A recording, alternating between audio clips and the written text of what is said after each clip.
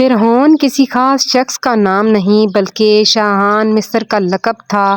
جس طرح چین کے بادشاہ کو خاقان اور روس کے بادشاہ کو زار اور روم کے بادشاہ قیصر اور ایران کے بادشاہ کو کسریٰ کہتے تھے، اسی طرح مصر کے بادشاہ کو فرعون کہتے تھے۔ فرعون اصل میں فارا آوا تھا۔ مصری زبان میں فارا محل کو کہتے ہیں اور آ کے معنی اونچا کے ہیں۔ لغوی معنی عظیم محل کے ہیں۔ اس سے مراد بادشاہ کا محل تھا۔ سمجھا جاتا تھا کہ تمام فرعون مصری دیوتاؤں کی اولادیں ہیں۔ حضرت موسیٰ علیہ السلام کے قصے کے سلسلے میں دو فرعونوں کا ذکر آتا ہے۔ ایک وہ جس کے زمانے میں آپ پیدا ہوئے اور جس کے گھر میں آپ نے پرورش پائی۔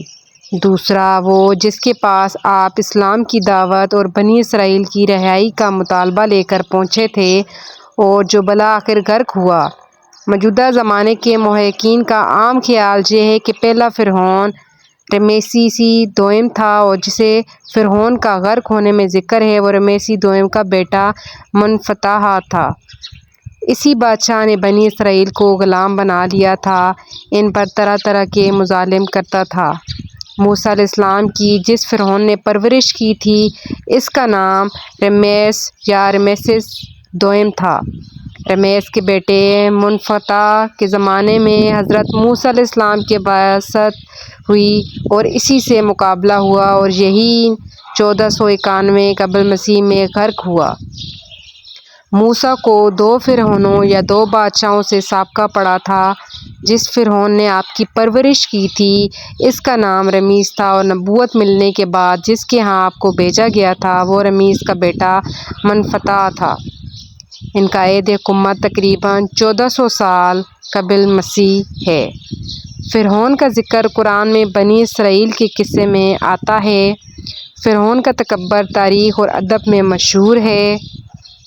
موسیٰ علیہ السلام نے فرعون کو اپنی رسالت کی نشانیاں دکھائیں مگر اس نے ماننے سے انکار کیا۔ جب بنی اسرائیل کو اللہ نے آزاد کیا اور جزیرہ نما سینا کی طرف لے گئے تو بالآخر فرعون پانی میں ڈوب کر مر گیا مگر اس کا اللہ کے عذاب سے کوئی بچاؤ نہ رہا۔ اس کا گناہ تھا کہ اس نے اپنے آپ کو خدا کے برابر سمجھا اور اس کے نتیجے میں اللہ نے اس کو آنے والی نسلوں کے لیے مثال بنا دیا۔ آپ لوگوں نے کئی بار فرعون کی کہانیاں سنی ہوں گی۔ آپ لوگوں کے نزدیک صرف ایک ہی بات میٹر کرتی ہوگی کہ فرعون ایک ہی ہے، لیکن اس ویڈیو میں نے آپ کو بتایا کہ فرعون کون ہے اور کتنے تھے اور فرعون کہتے کس کو ہیں۔ اللہ پاک نے فرعون کو آنے والی تمام نسلوں کے لیے مثال بنایا تاکہ آنے والی نسلوں میں سے کوئی بھی خدائی دعویٰ نہ کر سکے اور اللہ کے عذاب سے ڈرے اور گناہوں سے توبہ کرے۔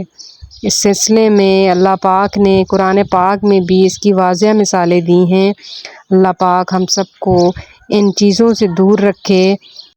ہر دور میں ہر جگہ پہ ایسے بہت سے لوگ آتے ہیں جو خدائی ہونے کا دعویٰ کرتے ہیں، لیکن اللہ پاک نے اس بات کا وعدہ کیا ہے کہ ایسا کوئی بھی شخص واضح مثالیں پیش نہیں کر سکتا جیسے اللہ پاک نے کی ہیں اپنے پیغمبروں کے ذریعے، اپنے رسولوں کے ذریعے، اپنے نبیوں کے ذریعے۔ فرعون کو اس دنیا پر نشان عبرت کا نشان بنا دیا۔ ہم سب کے لیے یہ ایک واضح مثال ہے۔